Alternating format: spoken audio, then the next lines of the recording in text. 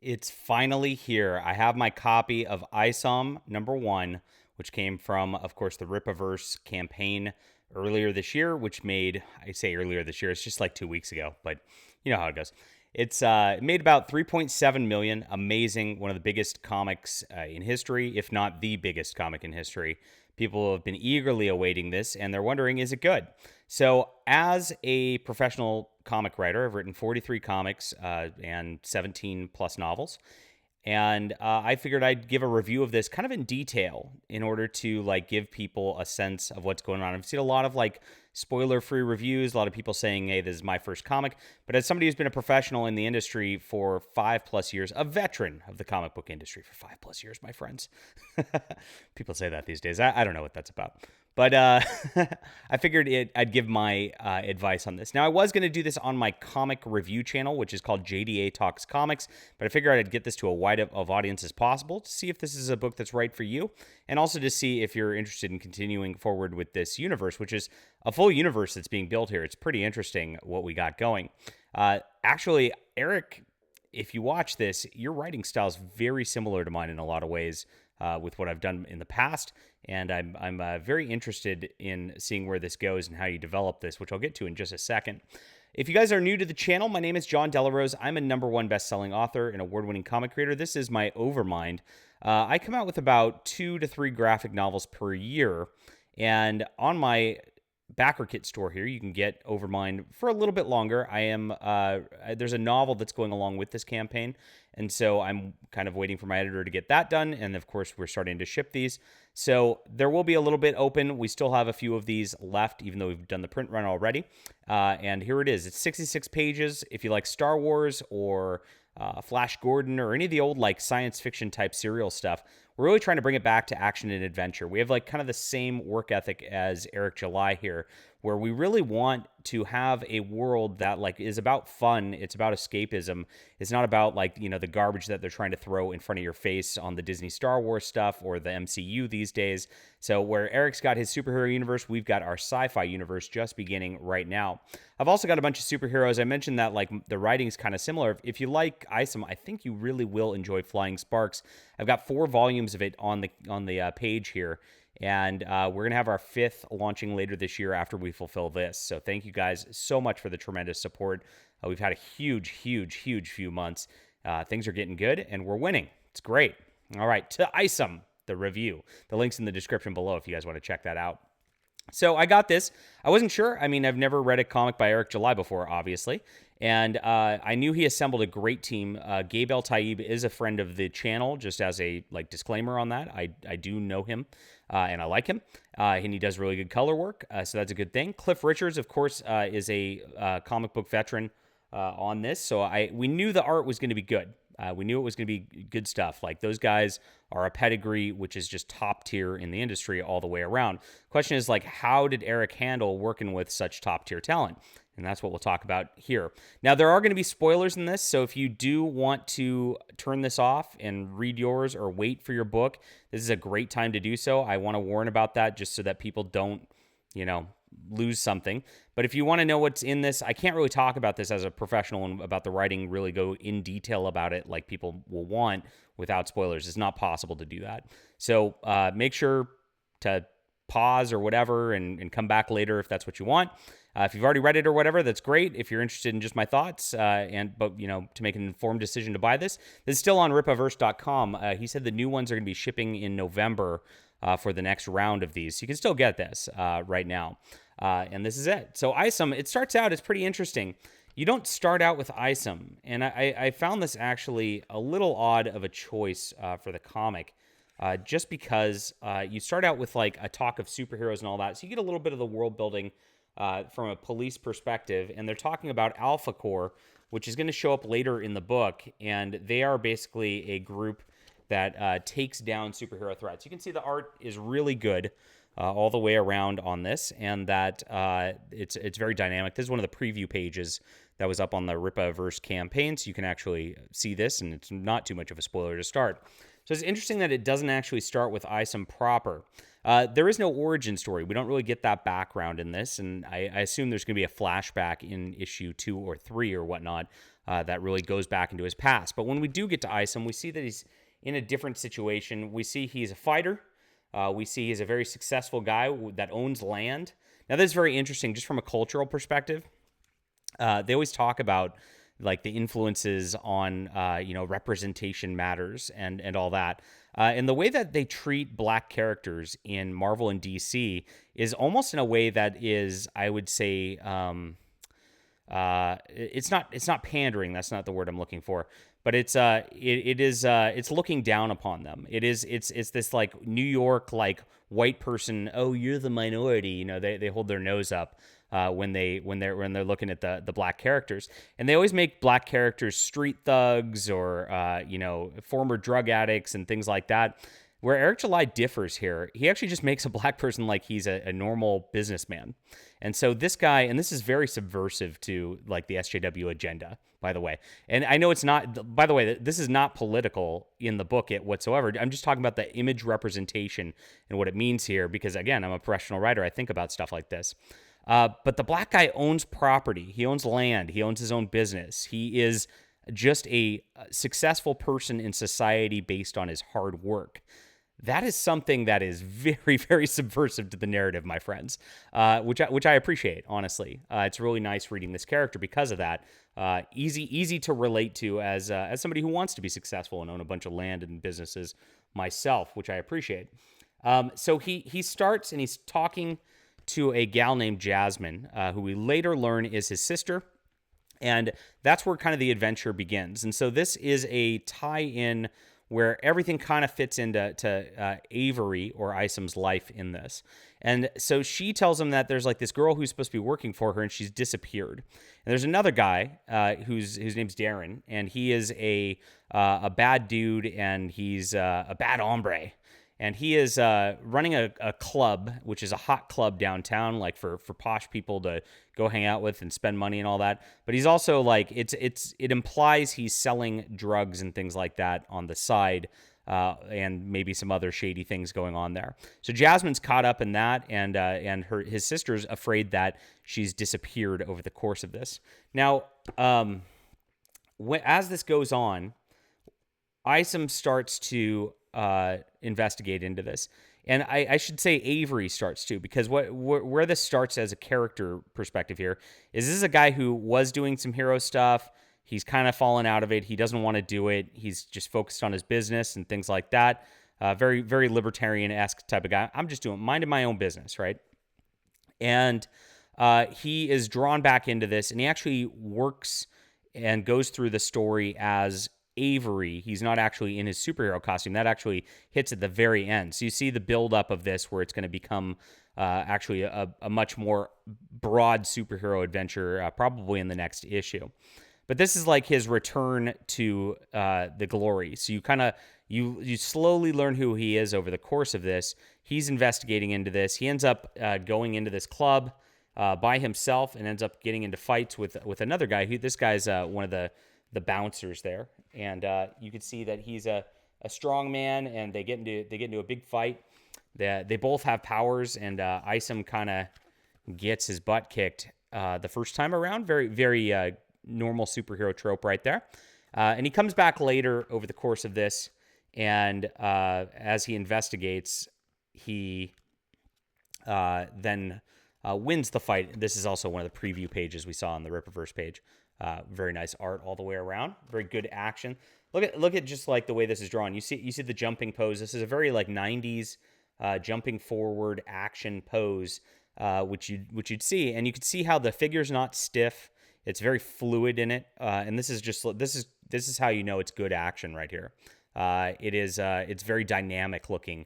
It's not straightforward on. You can see there's a little like perspective to it, which gives the different feelings of motion throughout this.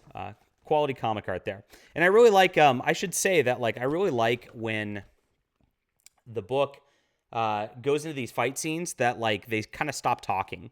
It always bothers me when I look at superheroes and they're like giving these like talks while they're in the middle of their fights. In reality, if you're breathing heavily and running at somebody and throwing punches and all that, you're not going to be talking much. And so I appreciate that he stops that talking for the action and all that. So he does kind of bust up this club and busts up the bad guy who is working for this fellow, and we learn that like this Darren guy is going to then like go after Isom. He's going to make an example of him, and that's kind of where the story ends. He has that like mini superhero fight with like his bouncer, and then the bad guy who's like a kingpin type of guy, I'd say, is going to come back in later issues and actually address this. Now, at the end of it, Isom realizes, hey, I better like get back into my superhero costume. We learn that like the costume, like he has like a guy who supplies him and things like that, and in this like hidden warehouse, very very superhero style. And he gets back into costume at the very last page, and the costume actually has like some impact armor to it, even though it's light. So neat stuff right there. And that's the story. So what I'll say about this, I guess we'll go into just the various parts. There's world building, there's character building, there's pacing from a writing perspective, and then there's, of course, dialogue. So I'll start with dialogue. Dialogue is good all the way around. It really seems like Eric read this out loud to himself and was like, okay, this is how I'm going to talk, and so this is how people are going to talk. I didn't really see any cringy moments of dialogue, which is very abnormal for a first comic. Most first comics I read have a lot of like redundant, cringy dialogue. That did not exist here. So he did a very good job on that front. A plus 10 out of 10. Like I said, the art, A plus 10 out of 10. I'd read these guys' art all day long, and good stuff. So on the character side, this is where it gets interesting. And I think it's very easy to fall into a trope where you might just have too much just action, where it's just guys punching each other and there's nothing to it. And I think Eric saw that and actually leaned very heavily into the character because of that. This is more about Avery than it is about Isom as a superhero, and I'll say that going in right now, which is cool. So it's like if this was Batman and this was the first issue of Batman, instead of just seeing like a Batman adventure where you get like 2 pages of Bruce Wayne doing something like that, he flipped the script on that and actually made it all about like Bruce Wayne, his relationship with his family, and then that call to action is actually where it ends, where you really don't get a lot of I'd say like super heroic action. It's very much ingrained in the character. You really start to care about him. You care about his sister. Lots of reasons to care about them. He seems like a good business guy, even though he's been disappearing from his ranch periodically. You could tell he does right by his employees. You get his code of ethics from that. You could tell he really cares about family. He's really taking care of his sister and her child. And he avoided, by the way, the black trope.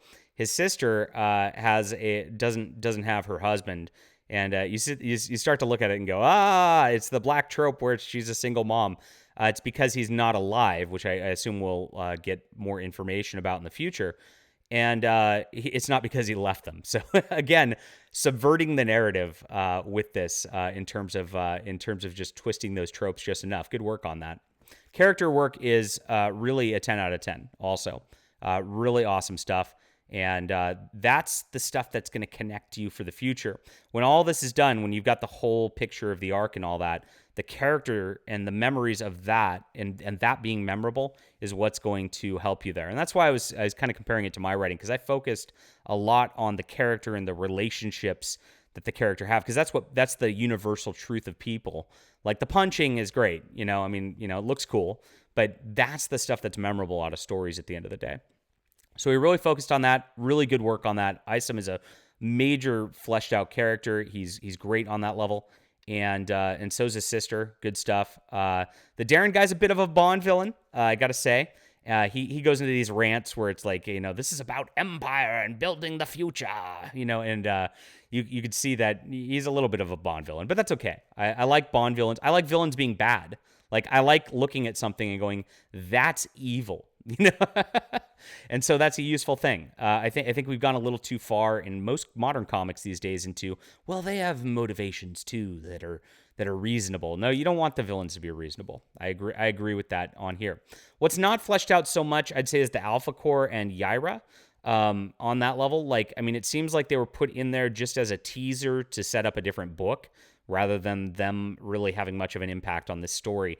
And I feel like that, as far as a criticism would go, you might want to, I'd say have a little more impact on the Isom story and show why that matters a little bit more and how he's kind of involved in that for it to really have a big impact on the story, especially with the pages opening regarding Alpha Core and police dealing with that. So criticism there. I can see like as this expands and there might be more books, that might fill in a little bit better. But we needed a little bit more on that in terms of this issue. As far as the overall world building, we see that these are excepts. There are obviously government licensed ones. There's ones that have to be taken down. Isom was a part of this, and he's trying to hide it from his family. He's trying to hide it from the world, and I don't know why he's trying to hide it. We'll have to figure that out in next issues. But that is interesting enough to where you're just like, okay, this is a good start, and let's see where he goes with this. So we don't know anything about the excepts, where they come from, and all that. And we'll have to find that out in later issues, but that's fine because it sets up a mystery, which is good. That's a serial comic that'll make you invested in the world. Good work on that level. It's a very, very street level book, which I appreciate also. So what I dislike about comics in Marvel and DC at this point, it's all multiverse, and the universe and other universes will end, and there's different versions of all this stuff. It's such a cluster, and I think that's lazy writing. You up those scales, right, to the point where like you're ignoring the characters, which is, like I said, the character works really good in this, in order to make these like giant world and multiverse things. He keeps this very much at a street level. This happens in Florist Park, Texas, which is his own. It feels like a cross between Metropolis and Smallville. It's like right in the middle, I'd say. It's a city, but it's a small. It's not like a New York, right? And you see some of the cops in there. You see some of the hospital workers in there. You see that club, like you said. You see the business that's owned by his sister. So there's a lot that's set up in this, but it is on a microcosm of a level. So we don't know exactly the total global landscape of the world. But if you look at the early comics, like, again, Batman and all that, and Superman and all that, they're very limited in scope, just like this, especially in the first issue. And those will open up bigger in later issues and kind of build the world in later issues. So very well done. This is, again, on that level. I think the world building was pretty good. I'll call it an 8.5 out of 10 on the world building level. Now, the pacing level, I will have a little bit of criticism on. I think there were a little bit too many long talky scenes in this to action sort of ratio. So there's a lot of setup that has to be done to build this world, of course, but it slowed down the pace a little bit, especially like, the Bond villain rant I mentioned that took a little too many pages. At the beginning, it was a little slow on that front. It did help to build the characters. The drawbacks and benefits to this really helped to build the characters quite a bit, slowed down the pacing to make the read a little bit slower. So I will call that a 7 out of 10. I think on the next effort, Eric will do a little bit better on that.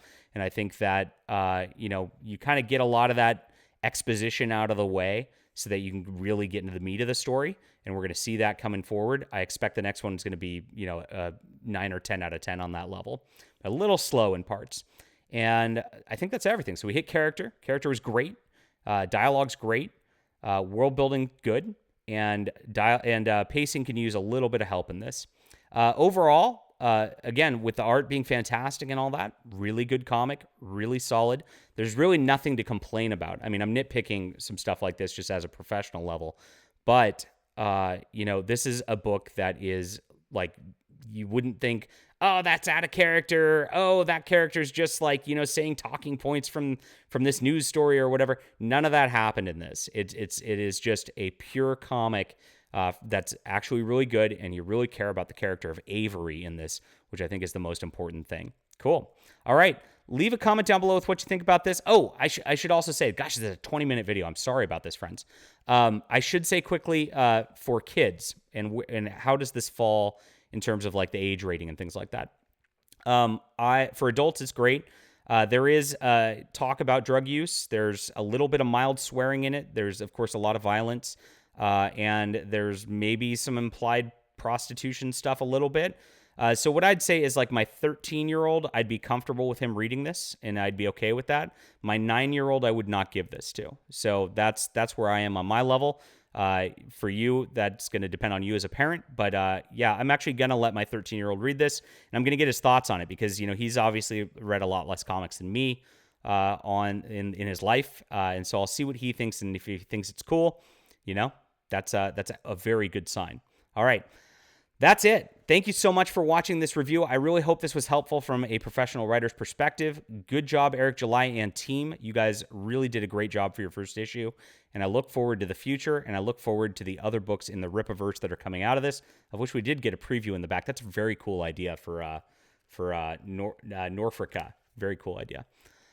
And I'll leave it at that so I don't spoil that. Thanks, guys. Leave a comment down below. I'll see you guys soon. And of course, if you like my thoughts, you like my reviews, like my talks on writing, check out Overmind. I would appreciate it. And I'll see you guys soon.